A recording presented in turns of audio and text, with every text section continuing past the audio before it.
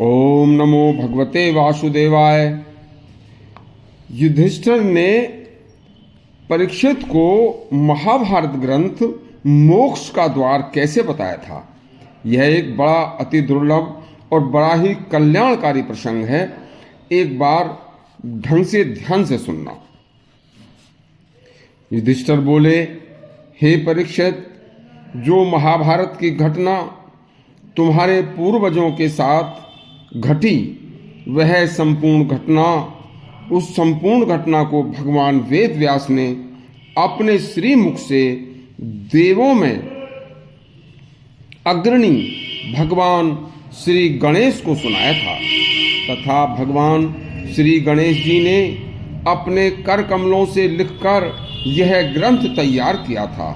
हे परीक्षित, संसार का यह पहला ऐसा ग्रंथ है जो ऋषिकृत तथा देव लिखित है। यह एक ऐसा ग्रंथ है जिसमें कोई छेपक या अतिशयोक्ति नहीं है। देखिए, इसीलिए भगवान वेद व्यास ने इसे संसार के प्रत्येक मनुष्य को स्वर्ग का रास्ता बताया है।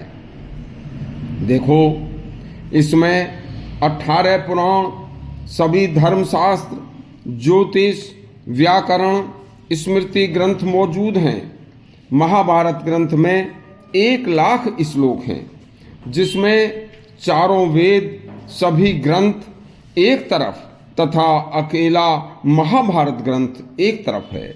महाभारत समस्त ग्रंथों का रस है, निचोड़ है। यह एक सच्चा इतिहास है। जो व्यक्ति महाभारत ग्रंथ का एकाग्र चित्त होकर पाठ करता है, पढ़ता है, सुनता है, निसंदेह परीक्षित वह मोक्ष का अधिकारी हो जाता है। महाभारत के पढ़ने सुनने मात्र से व्यक्ति वेदज्ञ, धर्मज्ञ ब्राह्मण को सोने के सींगों वाली तथा दूध देने वाली 100 गाय दान करने के बराबर फल प्राप्त होता है।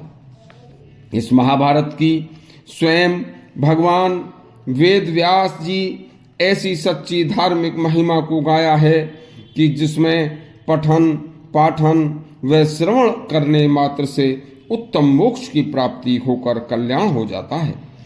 महाभारत पढ़ने व सुनने का अधिकार सभी मनुष्य, समस्त जाति समुदाय को है। वेद व्यास जी का उद्देश्य ही था कि समस्त स्त्री पुरुष तथा सभी जाति व समुदाय के बिना किसी भेदभाव के इस ग्रंथ को पढ़कर सुनकर अपना कल्याण कर सकें। क्योंकि समस्त वेद, पुराण, धर्म शास्त्रों को जो लोग पढ़ने व सुनने में असमर्थ होते हैं, उन्हें उन सभी शास्त्रों का रस सत अकेले महाभारत से प्राप्त हो जाएगा। महाभारत सनातन का एक अत्यंत उच्च कोटि का ग्रंथ है। यह एक सच्चा इतिहास है। यह उपन्यास की तरह इसमें एक शब्द भी कपोल कल्पित नहीं है।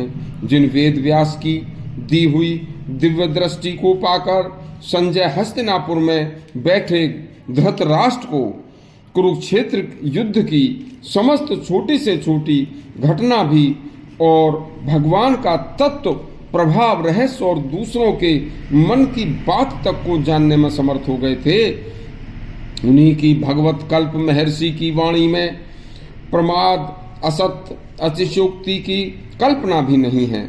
देखिए, महर्षि व्यास त्रिकालदर्शी तथा सदा राग द्वेष से शून्य थे।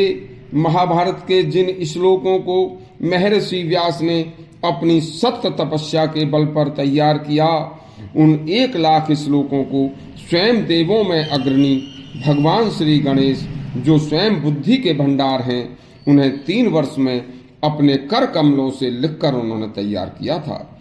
ऐसे परम मान्य तथा परम उपयोगी ग्रंथ का कलयुग में पढ़ने व सुनने से कल्याण होना निश्चित है। यदि आपको यह प्रसंग हमारा अच्छा लगा हो, जो कि अति कल्याणकारी है, तो हमारे चैनल को सब्सक्राइब अवश्य करें और घंटी दबाएं। धन्यवाद।